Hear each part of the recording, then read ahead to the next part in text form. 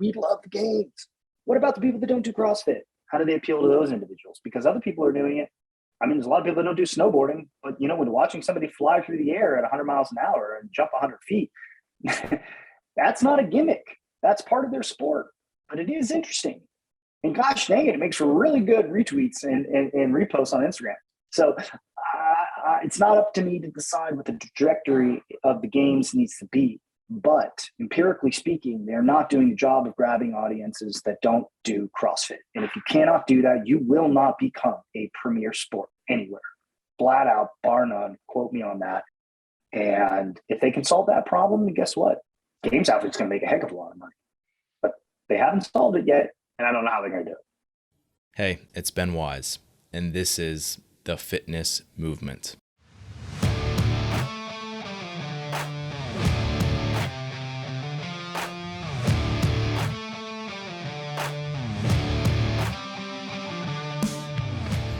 The Fitness Movement is brought to you by Zor Fitness. Zor Fitness is my company and my platform to deliver training content to coaches and athletes like you. The site has educational resources on everything from program design and exercise physiology to skill progressions and movement breakdowns. And in terms of programming, we have our online training program, The Protocol, and I also offer one-on-one remote coaching. It's all at one place, zorfitness.com. Today we have Justin LoFranco on the show. He actually went to college at Biola University in Southern California for political science. And then he actually spent 7 years working in politics in Washington, D.C. And as part of that, he actually ran a presidential campaign. And Justin credits a lot of the skills that he developed during this time to the success of Morning Chalk Up. Things like the ability to work hard, long hours, and to be able to acquire new skills quickly and have a high level of adaptability as being crucial. So as he finished that presidential campaign, rather than jumping right to the next one, he kind of took a step back and asked, is this what I want to be doing for the rest of my life? And ultimately he decided to step away from politics and start his own company. So he actually ended up starting a CrossFit newsletter. Fast forward, Justin is the CEO of Morning Chalk Up. It's about a 5 to 7 minute read, hits tens of thousands of readers every day. They publish multiple pieces of content every day that newsletter goes out, including articles, podcasts, videos, and a whole lot more as we'll talk about. And ask anyone in the space, Morning Chalk Up has really separated itself as the go-to source for CrossFit community and games-related content. And today we get into what propelled Morning Chalk Up into the limelight and ultimately to become the go-to news outlet for CrossFit. How their staff manages to balance objective news and facts with doses of informed opinion. Planning content and balancing different reader interests. How Justin landed at his unique writing style for short form reads. How he decides which projects to pursue and which ones to set aside. And lastly, Justin's thoughts on the news games format and how to professionalize CrossFit as a sport. You can follow him on Instagram at ChalkUpJLo, Twitter at JLo, spelled JayLow, and of course at Morning Chalk Up on Instagram and Twitter. Without further ado, let's get into this conversation with Justin LoFranco. Justin, welcome to the show. Thank you. Yeah, so obviously, for people who don't know you, you're the CEO of Morning Chalk Up, and you guys have really been covering some pivotal moments within CrossFit. And, Morning Chalk Up as a company has sort of been gotten to be able to put in the middle of a lot of those pivotal moments. I'm thinking of 2018, basically death of regionals, sort of the shift to CrossFit Health, and you guys covered that. And I'm just kind of imagining like what it was like. I mean, obviously that was one of the big, things that helped catapult you. So I'm just like imagining you're like sitting at your desk one day and like you get like an email that pops through from like Greg at CrossFit.com, or like, how did that work? Yeah, I mean, it's actually not that much different than that, to be honest, but we've been sort of poking around at like hearing some rumors. So we started poking around and trying to confirm information, try to get and gather like what the story is. So I went and basically felt like I had some idea of what was going on, what was happening inside of CrossFit HQ. And so I had reached out to somebody at CrossFit and I said, hey, look, I was like, I think I've got like 90% of the story. And I mean, do you guys want to talk about this? Because, give an opportunity to weigh in. Like, well, let me get back to you. And it wasn't shortly after that, I got a text message and it was like, hey, you want to get on the phone with Greg and the CEO? and they want to talk through some of the stuff. And I was like, all right, let's see what's up. And then obviously the conversation was a lot different than I had expected. Now, I definitely, the story that we had and the story that we knew about was accurate, true, just was only part of it. And then they went on to reveal the sort of other elements of it that I wasn't fully aware of. And the rest is history. So yeah, it was an odd day. I had to kind of like take a step back after this phone call, and I was like, "Oh man, this is big. This is a big day." And I'm like the only person outside of the organization who has any idea what's happening. And yeah, I just need to take a minute. I went for a drive. I went to the grocery store. Actually, I went to the grocery store. I was like, I got to do something normal for a minute and just clear my head because I got to put this piece together. And there's a lot of stuff swirling in my brain. And yeah, that was a big day. And the rest was like, okay. Then it was off to the races. As soon as we published that, it was like wildfire, right? And everything was just blowing up. Yeah. I mean, I've heard people say before, like, takes like years of success to be like, years of work to be an overnight success. So you guys were obviously in the position where like you were the news outlet that they chose to go to. Like there's other options out there. Obviously, like you position yourself where like you were like the go-to.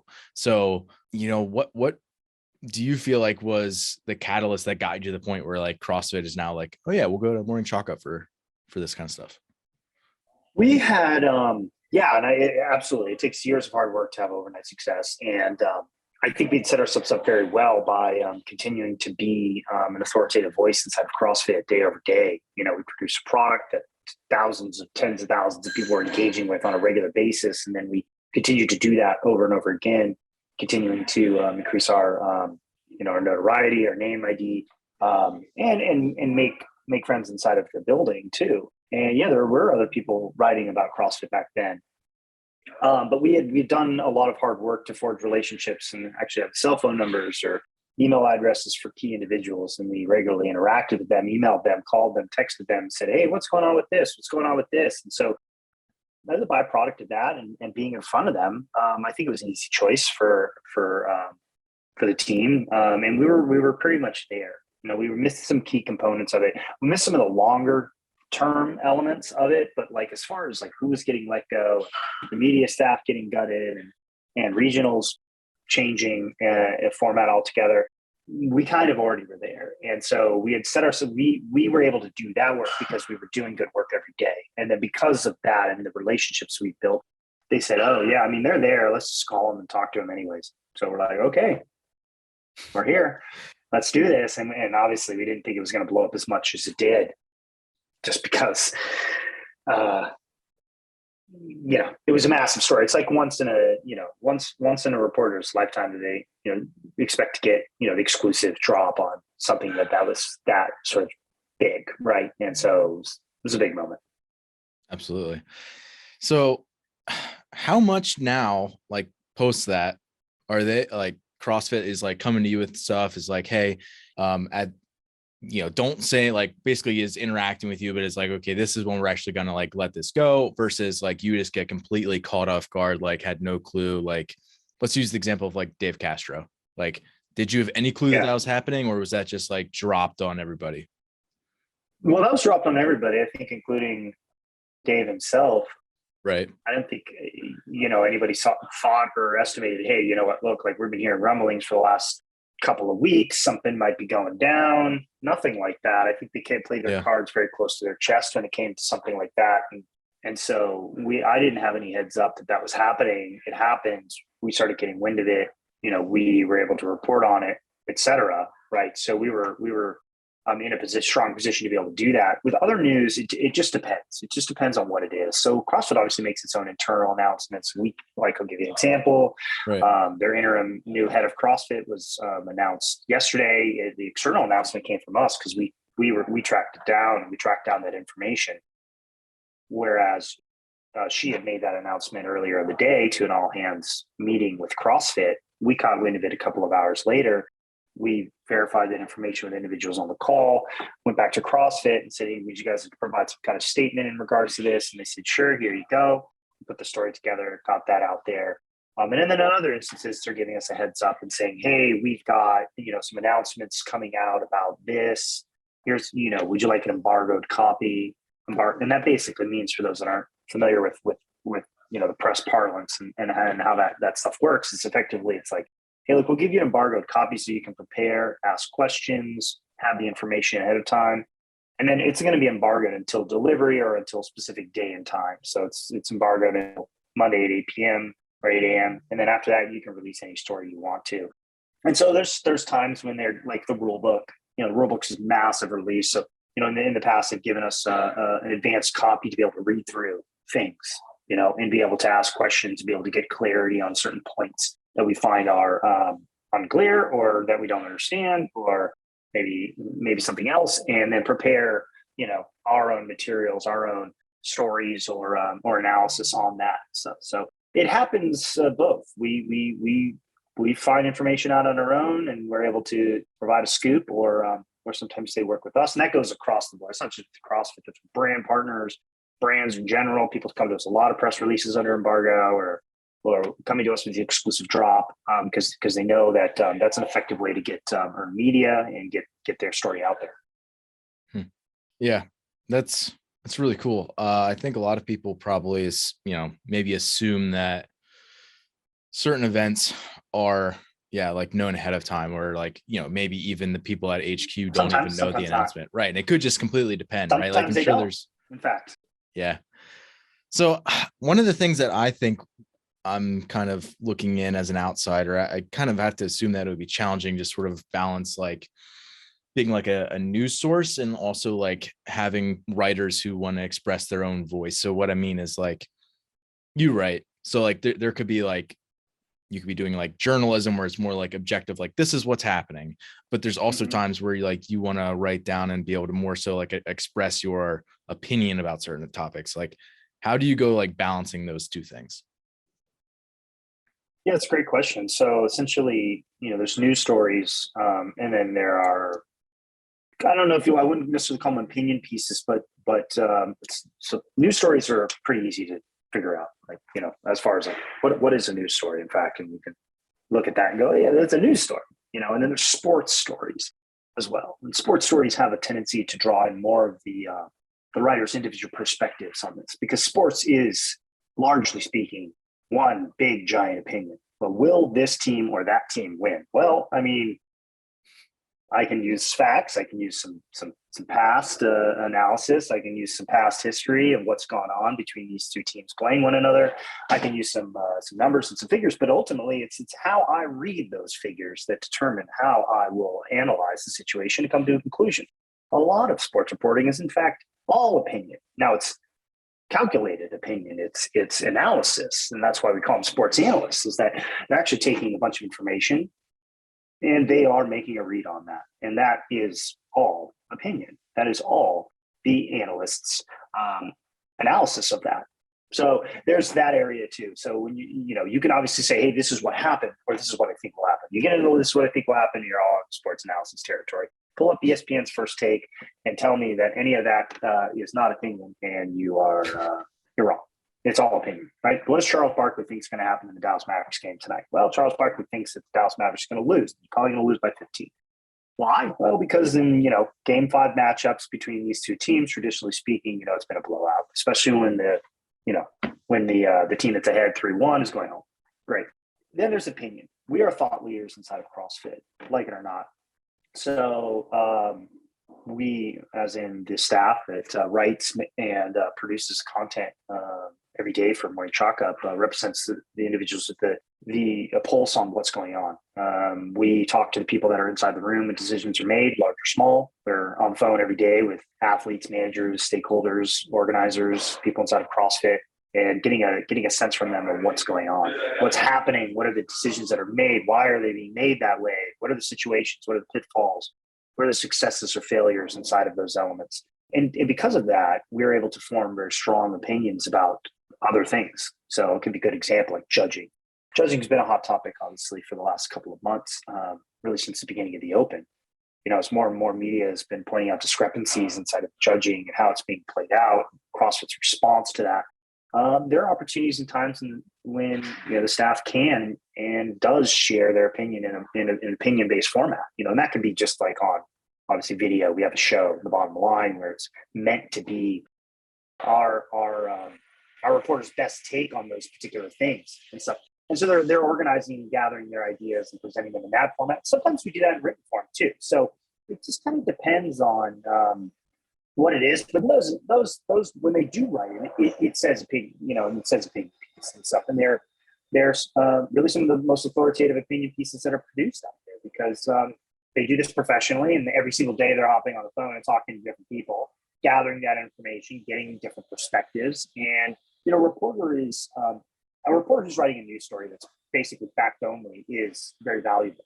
But so is a reporter who spends every single day talking to people in the subject matter, because reporters are intended to bring in perspective. They're intended to bring in perspective that's both disclosed and undisclosed. Undisclosed would be something that's on background, and having an on-background conversation with an event organizer saying, hey guys, this is what's been going on, and these are the challenges that we've been facing.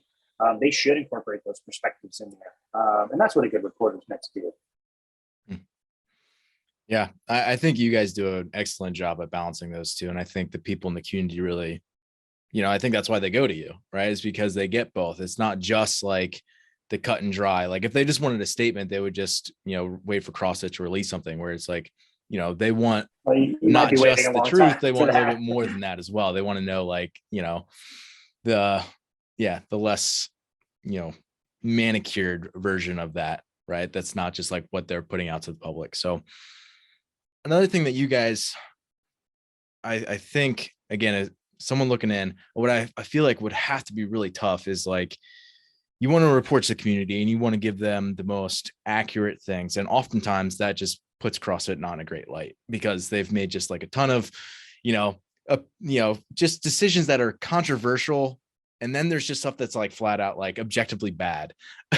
And like, I feel like, so maybe some of the stuff like that's clearly objectively bad, like maybe we can sidestep some of that, but like, are you ever worried that like you're going to publish something that's like CrossFit puts CrossFit in a negative light and that they're just like, you know what, like you're dead to me. Not that like you couldn't operate anymore, even if they like tried to sue you or something, right? But like they just kind of cut ties with you where you're not their go-to anymore. Is that like something that you worry about? No, not really. And I've told this to staff before, and I've said this on, I think, other public forums as well. I live by a maxim, which is do not write for your detractors. Do not write for your critics. If you do and you produce for your critics, for your detractors, for the individuals who are throwing the most stones, you will never be happy. Not with the product that you produce and not with how you've done it. And you will never make them happy. So my job is not to make CrossFit HQ happy or look good, in fact. And if they get upset over it, then that's their fault. That's their prerogative. If they choose to get upset over that, that's fine. Most of the time when you write about something that's been done wrong or poorly, it's the individual gets upset because somebody found out about it or because somebody found out about it and wrote about it. Not that everything CrossFit does is wrong, and that's not at all what I'm saying or the picture that I'm painting. But there's a lot of people shoot the messenger in news. They like to shoot the messenger, like, well, this wouldn't have been a big deal if you hadn't made it a big deal. And I'd say, well, it wouldn't have been a big deal if you hadn't done it. So I did care a long time. I wanted to, and I do want to have a good relationship with everybody that we write about. But the truth of the matter is that mistakes will be made, and that in a democracy, it's important to bring those mistakes to light. I'll give you a good example of that. With the refusal to invalidate scores on the leaderboard, that's their choice. They run the competition. If they want to run it that way, that's completely up to them. Now, it's a good thing for somebody to go out there and report about it, and I encourage everybody who thinks that that's an important thing to discuss to discuss it openly. Things with Scott Panchik getting injured. I think that the fact that oftentimes press are not invited to briefings is problematic because it doesn't allow us to be there when that thing happens. So we have to rely on individuals that were there. And that is something that should be. Does it make them look bad? Yes, it does. Should they have done it? Change it? Probably. That's not really my call.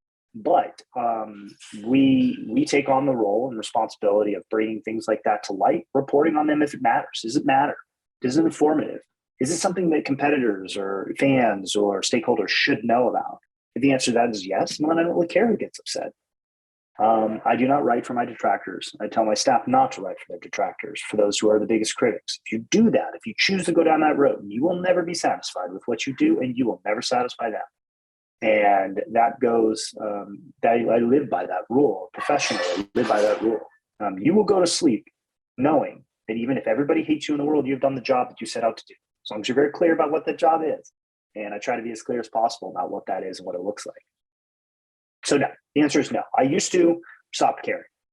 Yeah. Now I just want to do my job and go to sleep. I mean, I'm sure as someone who has like enough eyes on what you're putting out, like you're going to upset a lot of people pretty early on as, you know, when you're popular. So it's like, you probably have to develop thick skin for that. And like, I guess that's the best way to do that's what you're saying, right? Like where it's like, you know, if you're always concerned about what the people who are naysayers are going to say, then it's like, yeah, you're never going to be satisfied with yourself. And my previous career was politics. So, I mean, I certainly developed thick skin. And also, when you start waffling on your position, and you guys, we're not in the presidential cycle yet, but once we start getting into it, pay close attention to what people say. And if they flip-flop, they get eaten up alive. So if you're going to be a flip-flopper and you're going to have any popularity and notoriety, you're just going to get skewered. So my recommendation is not to do that. There you go. So Morning Chalk Up posts nearly 1,000 stories a year. As you're planning and ultimately publishing content, like what are some of the big considerations that you have? Like, that's a lot of stories. Like, what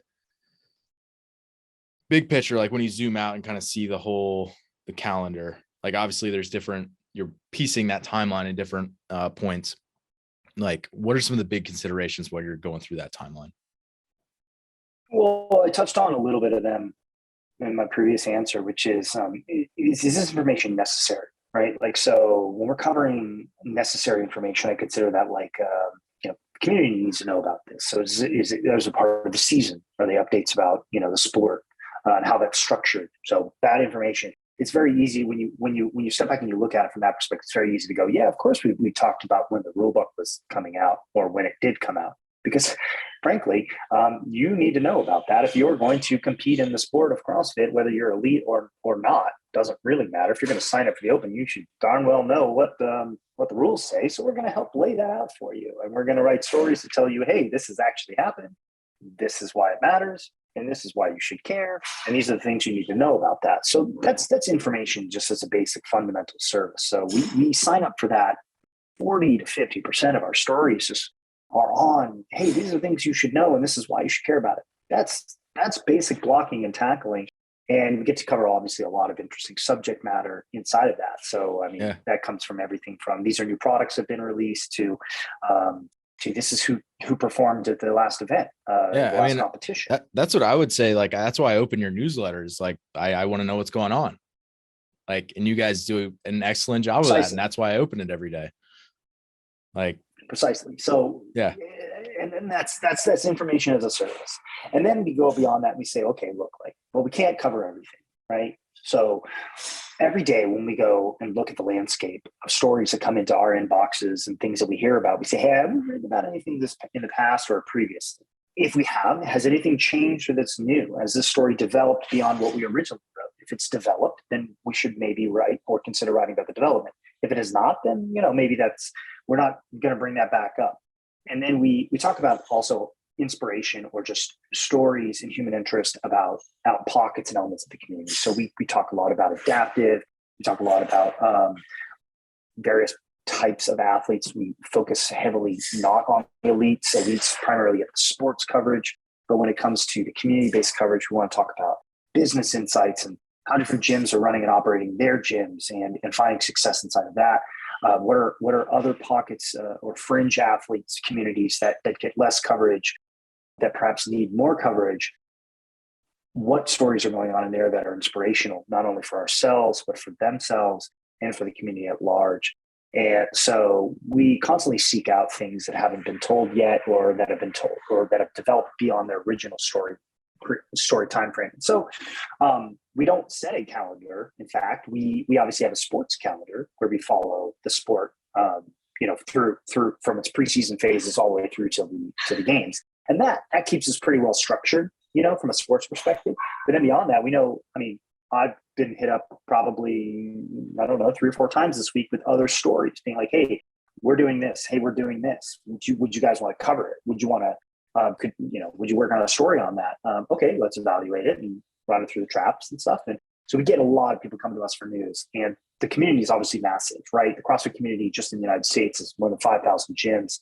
And then obviously a lot more individuals that are doing unique things in their own lives. You've got multi-billion-dollar industry on the business side that's doing different things, launching different products, making innovations, hiring and firing, et cetera, doing developments, having investments, being invested in, et cetera. So with all those things happening simultaneously, you can imagine we actually turn away news that we don't cover. Yeah, frankly, absolutely. because just we can't write about everything. So at some point we have to be like, hey, look, like this doesn't rise to the level of a feature story. And if you want to come back to us when something happens, or we've overcovered that issue, and we're gonna pass on it. So it's a massive operation of information, and obviously it keeps us very busy.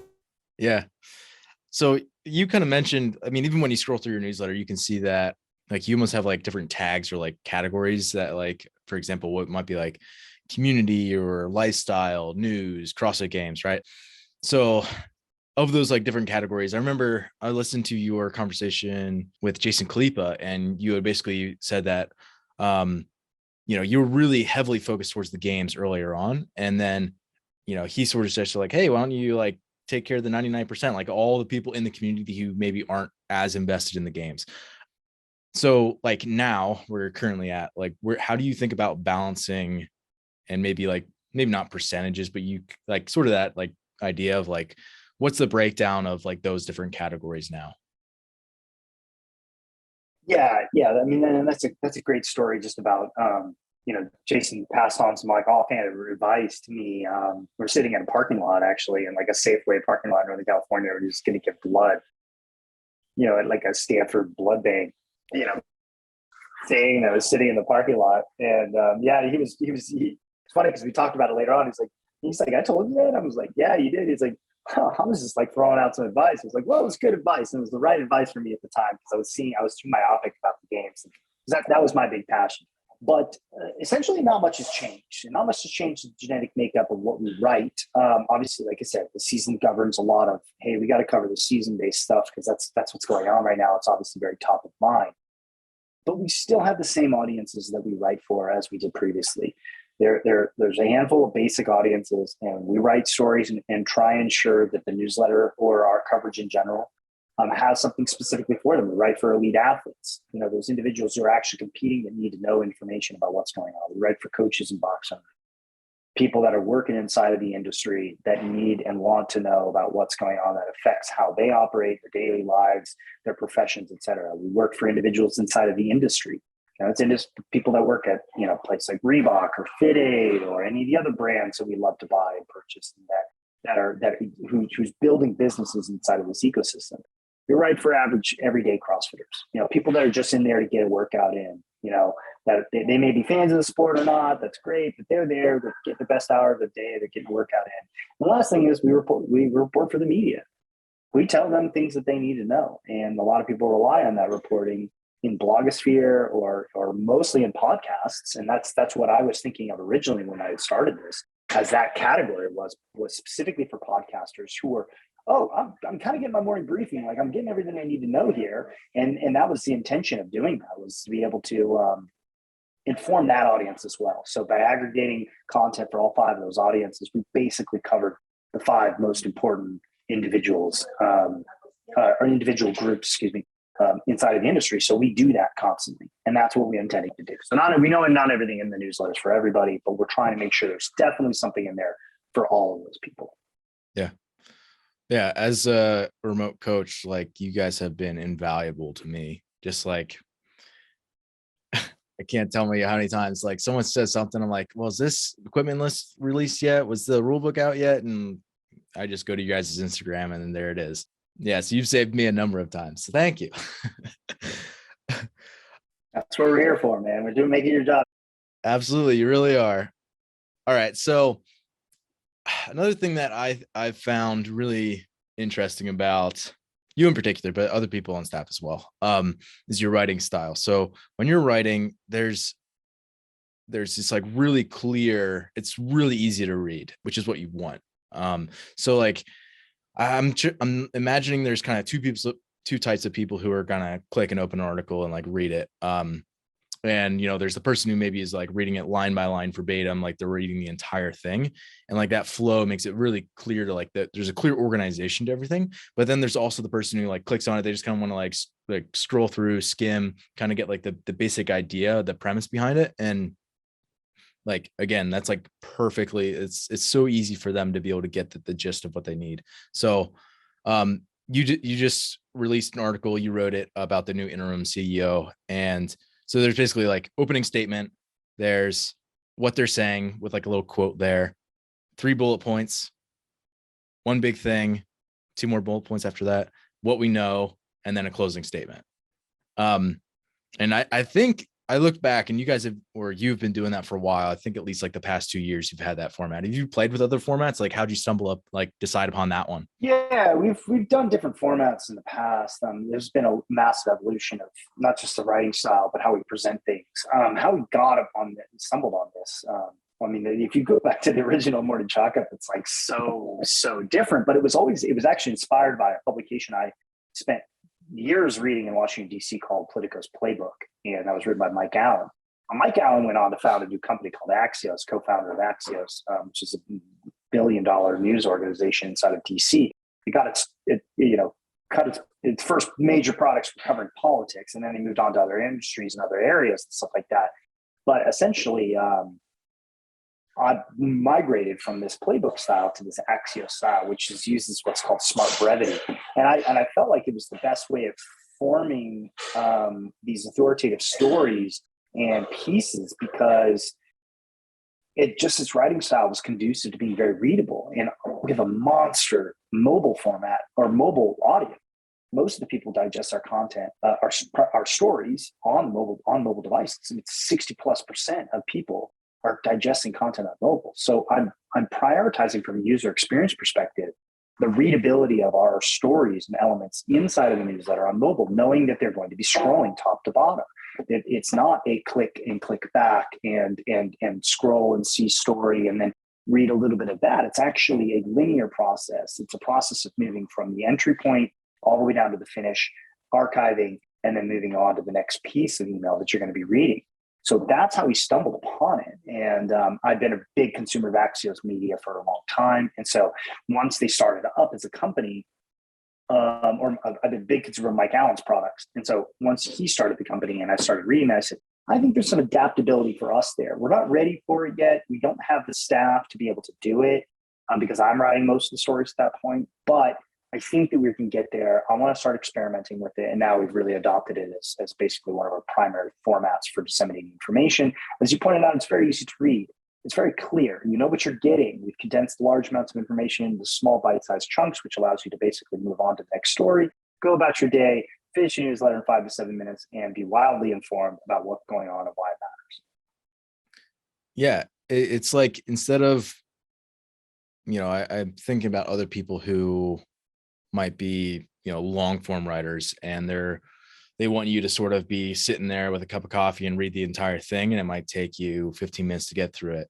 Whereas I'm assuming, but you guys, even if you're looking at scrolling through and it's a 20-second skim, you're okay with that because the person's going to come tomorrow and do the exact same thing. So it's like, for me as like the consumer, when I scroll through, I'm looking for, like, literally, I've done this how many times already? Like, where I see like one big thing, I know that I should probably pay attention to that, right? You start to like almost like train the person how to read it.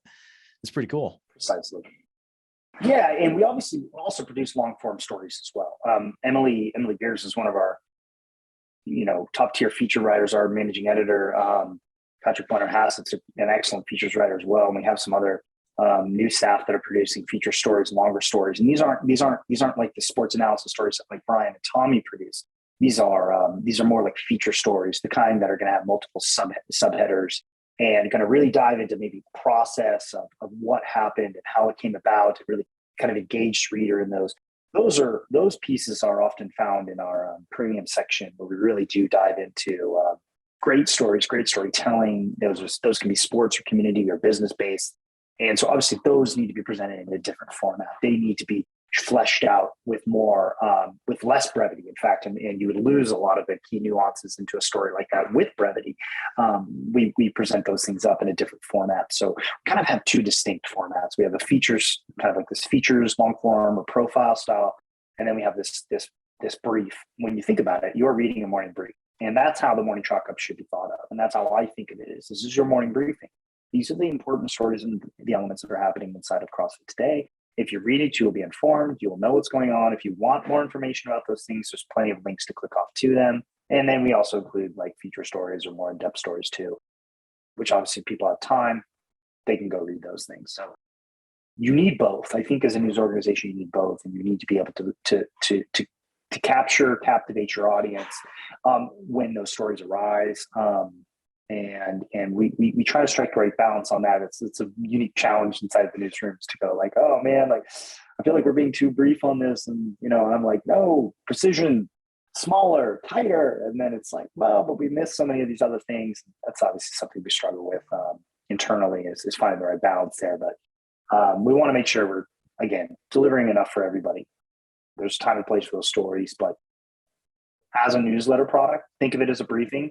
You're going to often opt towards shorter, more concise statements that analyze the field and present that for your reader. Yeah, 100%. You guys nail that. So yeah, you mentioned that like you have the RX member exclusives, which is basically like a premium content. You guys have, I think you pretty recently introduced this to the community blog, where basically you make a profile and you can post, which is pretty cool. You got like the bottom line videos, like you guys have a lot of stuff going on. And as you said, like a lot of that is longer form content stuff.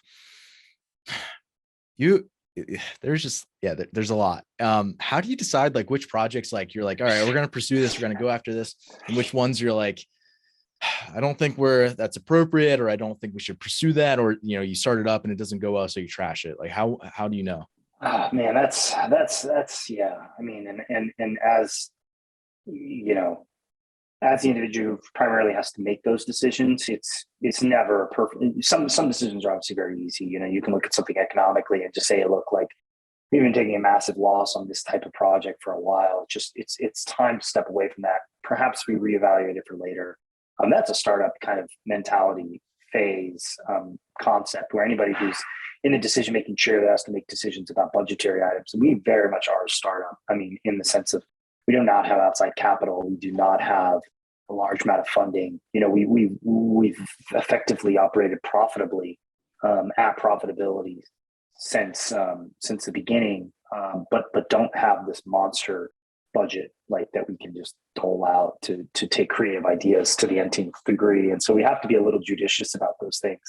But essentially, it just comes down to like any other company, like anybody else that's out there that produces, and our news and our stories are our product that produces product. We evaluate it constantly, and we take and ask for the advice. I ask for the advice regularly of the individuals that are around us, around me on the team, and say, okay, well, what do we think about these things? Let's look at analytics. Let's look at numbers. Sometimes, and I tell you, more often than not, we write stories or pieces, no matter what the cost, because it's too important not to do. We're like, hey, we're going to do this. I don't really care if it's 100% loss. I don't care if it does, nobody reads it. We're going to write it, and we're going to hope and try and push and make sure that people do see this because we think it's important, and we're going to spend the time, energy, and effort to do that. But if nobody does, I don't care. I'm on a mission to hopefully educate and inform our audience about things that matter and that are important and that I think that they would care about. And then for everything else, you just have to make tough decisions about it. The newsletter is a flagship product. That's what we exist to serve and do that on a regular basis. If we cannot continue to do that, and this is another business maxim that I live by, it's that until you have done everything that you've committed to doing to your customers perfectly, you have not earned the right to move on to anything else. Because if you can't make that delivery, and if you do deliver a product 5 days a week, then you are definitely signing yourself up for a tough job. Let me tell you what. But every single day, you've got to sign off on a product delivery. You don't have 3 months to make it perfect. You have to figure out a way to make it perfect every day. If you cannot do that job, you don't get to sign on any other new options. You have no right to do that unless if you have an unlimited budget. They always say you can do things good, fast, and cheap. Well, we do it pretty good and we do it fast and we do it cheap because we found a way to be fully committed to doing that. But if we take on all those other projects, it takes away from that job. Well, you're not going to be cheap anymore because you're going to be throwing good money away. You're going to be throwing money on opportunities. You're going to be doing all of them, and you're going to start doing things poorly. And I made some decisions a couple of years ago that started to water down what we were delivering, our flagship products, and the quality of them was not as good as it should have been. And we weren't doing it with precision. We weren't doing it with intention. We didn't know exactly why we were doing it to a certain degree, other than we felt like we needed to. And that's not a good enough reason to do anything. Not in business and not when budgets are tight. And so that's how we come to those decisions. Are we the things that we've committed to our audience, to our customers to do? Are we doing them right? Are we doing them well? Are we executing on them on a regular basis? If we're not, then we need to shut up and stop talking about great new ideas that aren't going to get us anywhere. We continue to not be able to deliver the products we promise we're going to do. It's an easy decision when it comes down to those things. So of the things that like you do decide to take on that are outside of the newsletter, are those things that are like, maybe they just have a clear like ROI, but maybe it's, they're going to like help engage your audience more. It's going to like, it'd be an easy, like sort of click out from the newsletter. What are some of the other considerations when you're thinking about that stuff? Yeah. So not everything in business makes you money, and not everything should be evaluated based off of its specific financial gain. I'll give you a good example of that. The community platform that we built, the blogging platform that we built that allows people to create an account and tell their story or journey, or allows businesses to talk about their tools for success too, really is, frankly, whatever anybody wants to post up there, was a concept that we tossed around for a very long time, thought about it, and we said, look, like, if you want to tell your story, if you want to talk about CrossFit, we cannot tell everybody's story. We just can't. We will never finish doing that job. We do tell some people's, but there are so many more that are out there. Very inspiring stories, your journeys or transformations, or maybe knowledge or insight that they've gained from being a coach. There's plenty of people out there that have that as well. There's no place to go do that, not one place, and certainly not one place to go read it either. I mean, you can create a Medium account, you could create a Tumblr, and you could blog about those things. You could go create a WordPress site and you could blog about those things. But the barrier to entry to creating a whole site based off of your blog and versus the barrier of entry to go join an existing site that has built-in apparatus and technology and design for those sorts of things that allows you to just publish one piece and get it out there and then share that on Facebook or on Instagram or just with other friends or with your gym. That doesn't exist. So we created one so that it did exist. And we also wanted to create one for the reader who's looking for those things, reader who wants to hear about, transformations from athletes who've gone through postpartum depression, or maybe have used CrossFit to combat that, maybe depression in their own life, their own personal life, postpartum or not. Maybe other mental illnesses or effects that they've had and things that they've gone through in their own life. And the ability to go and read those things and to grab those stories together is really why we created it. So we don't see any real financial upside on anything like that. We spent 6 months building and designing this out internally with our own team, trying to find ways of creating that experience that's good, mirrors other top tier products that are out there, mirrors it, because we know they're not, I can tell you they're not as good. I know that they're not as good, but I'm okay with that because they have $1 million dev team and I do not. So to a certain extent, we're doing the best that we can, but we're trying to provide a product that people can do something for. And we know there are people who love to tell their stories. So we want to create a platform that allows them to do it. We know people love reading about those stories. So we want to create a place that can do that at a scale that we were never going to be able to meet. We were never going to be able to tell. We can only do so much. And so we feel like this is an opportunity to do that. So that's a good example of not looking at it from a financial ROI. We're not going to make any more money. We're not making any money. We host it. We lose money on it, but who cares? I mean, and that's if it turned into this monster blogging platform, I'm sure that there would be some financial gain there. But that would be like, you'd need 100,000, 200,000 users using it. And I frankly, if there's 2,000 people using it, it'd be like, sweet, like that's great. And if they're getting something out of it, that's fantastic. And then they're going to have an opportunity to consume our other media products because they're on the site. So if they want to subscribe to the newsletter. Yes, great. If they want to watch the bottom line episode, great. We get more viewership. We're able to grab more of the pie and more of individuals consuming products on our properties. And that's a net benefit, right? So I recognize that, but that wasn't the primary driver of doing it. Yeah, the community blog is really cool. The only question I have is like, are those like, do you censor those? Are they like vetted at all? Or is it just like, hey, if you post it, it's going to show up? All right. I mean, it's going to show up. We have some community guidelines that are inside of the terms and conditions, Gotcha. which is fairly standard. Yeah.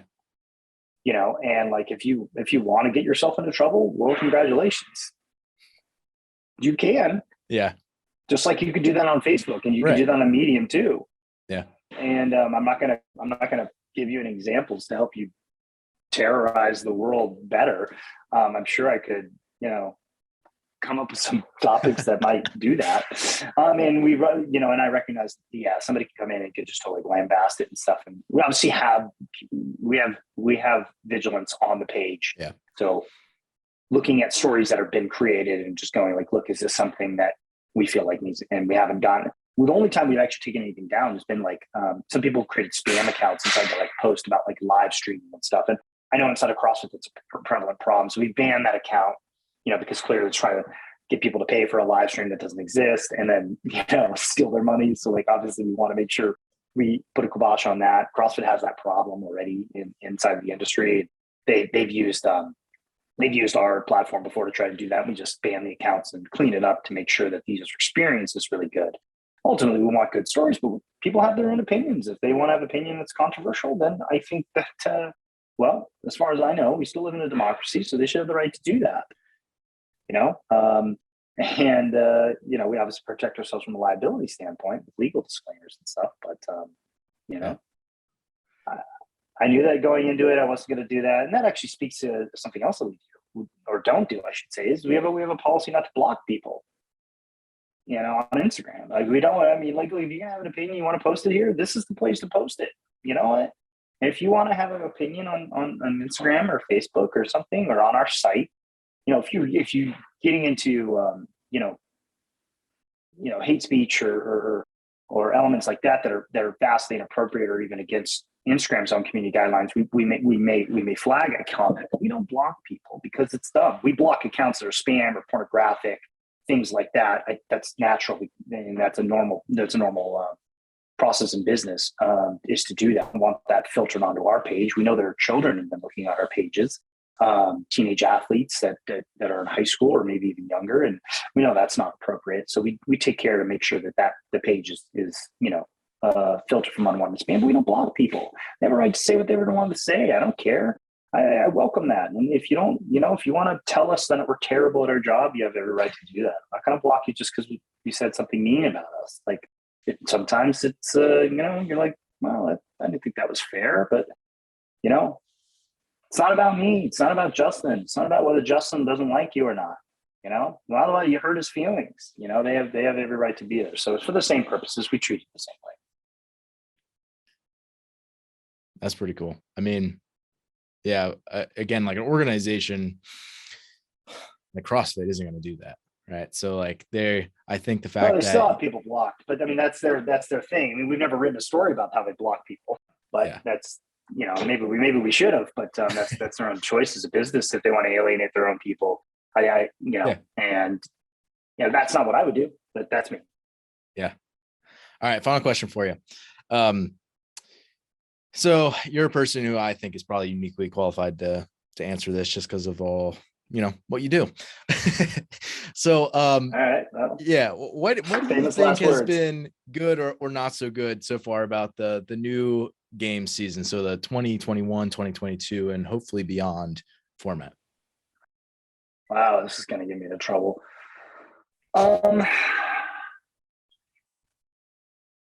I think it's okay. I think they're looking back, hoping that it moves them forward.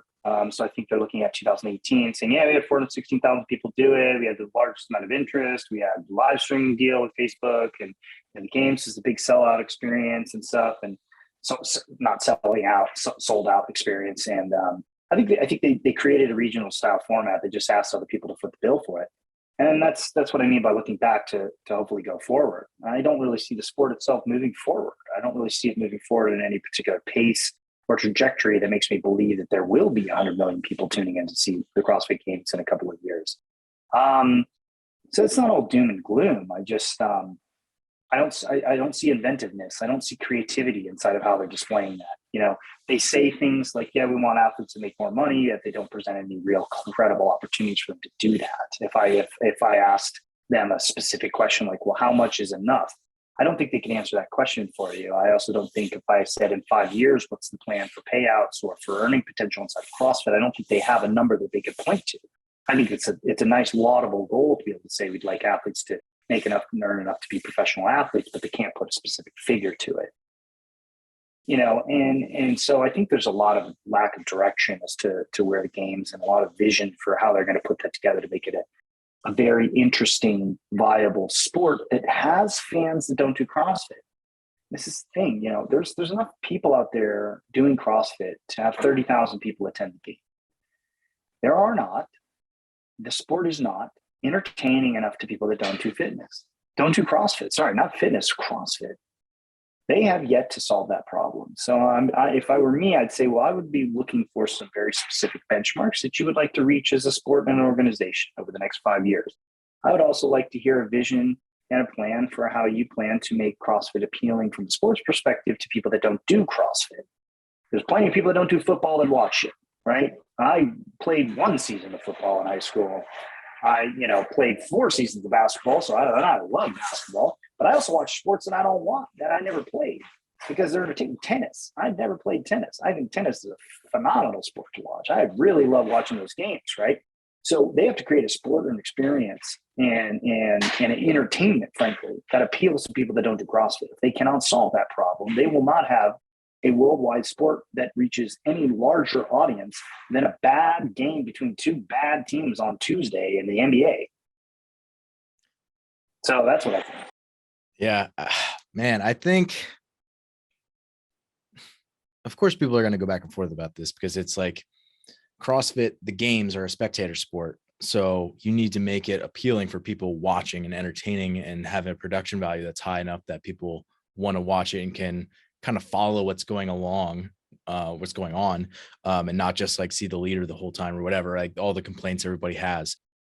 Yeah. And then obviously like there's this whole other side of it that is, that they don't want it to get cheesy or gimmicky and, just be about the people watching either, because they want it to be more about the methodology. And I don't know, obviously that's going to be something that people go back and forth on about the sport versus I'll tell you this, methodology. Ben, I'll tell you this.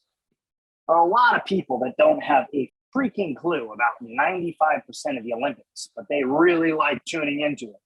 So if you're going to make a comparison or a parallel argument between the Olympics being, hey, this is the Olympics of our sport, there are a lot of things with weightlifting they don't really know about, but deadlift does not look like it's anything they've ever done before. They don't know a lot about swimming or triathlons or running or other things like that.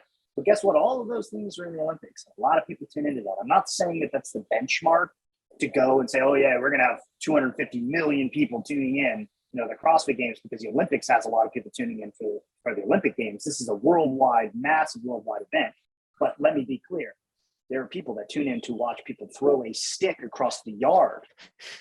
There are more people that do that than watch a CrossFit game. So if that gives you any cause for concern as to whether or not after 15 seasons they figured out the formula to move the ball forward on this, more people tune in to watch somebody throw a stick across a field than watch the CrossFit Games. So figure that one out for me.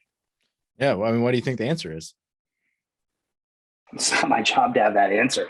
I'm just pointing out the obvious here, which is that look, like in 5 years, if you want to have it, and I don't know the answer, and I think that they want to do that, but like I said, how many people do you want to have watching the games? What success look like for you? How many more people how much more money do you want athletes to make? You have to have the answers to these questions. You have to present a vision that executes on that.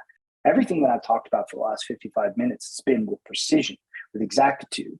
We know why we're doing it and we know who we're doing it for. I think the CrossFit also needs to have those things. And I hope that the CEO or the interim head of CrossFit can come in and help do that. I hope Justin Bird can do that. We're rooting for them because their success is tied to our success. Or I'm sorry, reverse that. Our success is tied to their success. And we obviously hope that CrossFit becomes a massive sport. And who would be better to be able to serve up the news media for the sports side of things than the morning shot guy?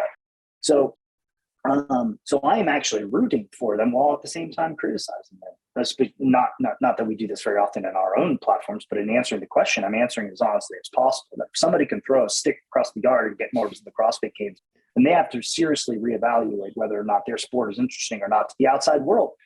Because it's not about the CrossFitters all love the game. I mean, not all of them. We love the games. What about the people that don't do CrossFit? How do they appeal to those individuals? Because other people are doing it.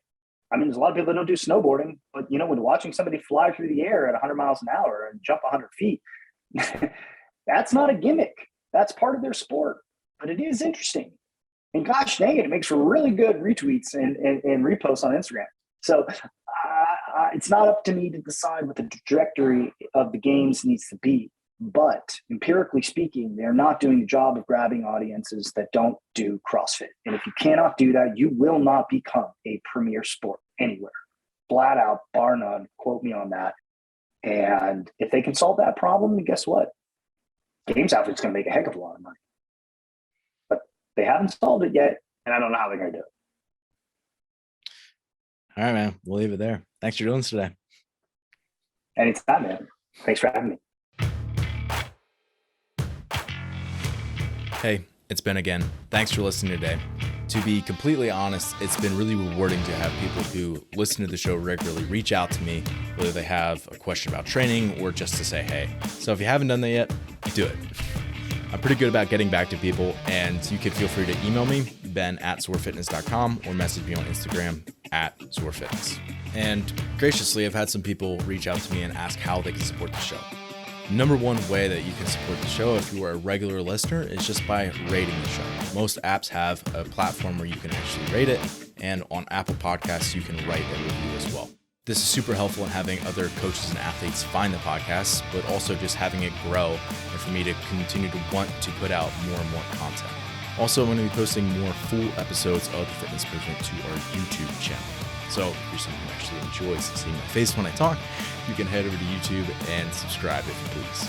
And if you're someone who is watching on YouTube, you have the ability to like our videos, but then you can also comment on the video if you have questions about the episode or if you want to suggest a topic for a future episode. And lastly, if you're someone who really does value what we're putting out, I would encourage you to hire a coach. For me, coaching is the bulk of my job, and it's what I believe I do best. So if you're an athlete or a coach looking to up your fitness game, be sure to reach out. You can message me on Instagram @zorfitness or email me ben@zorfitness.com. Thanks again for listening today. And as always, stay the course.